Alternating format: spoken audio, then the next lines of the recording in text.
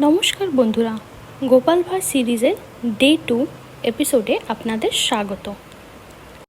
আজকের গল্প হলো ছোট্ট থলি। একদিন রাজা কৃষ্ণচন্দ্র গোপালকে বললেন, গোপাল, তুমি কি আমাকে একটা অসাধারণ উপায় দিয়ে ভালো করতে পারো? গোপাল হেসে বললেন, রাজার অসাধারণ উপায় তো আমার মাথায় আছে। রাজা বললেন, তাহলে বলো। গোপাল একটা ছোট্ট থলি বের করে বললেন, এই থলির মধ্যে একটা বিশেষ বস্তু আছে যেটা আপনাকে খুব ভালো করে দেবে।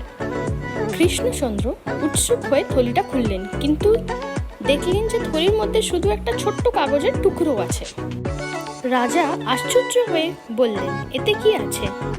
তখন গোপাল হেসে বললেন, রাজার ভালো থাকার একমাত্র উপায় হলো হাসি, তাই আমি আপনাকে একটা হাসির গল্প দিয়েছি উপহারে। রাজা কৃষ্ণচন্দ্র হেসে উঠলেন আর বললেন, গোপাল, আসলে তুমি অসাধারণ, তুমি অদ্ভুত, সত্যি মানতেই হবে তোমাকে। তারপর উনি গোপালকে মোহর ভরা থলি উপহারে দিলেন। গোপাল মহারাজকে ধন্যবাদ জানিয়ে হাসতে হাসতে খুশি মনে বাড়ি চলে গেল।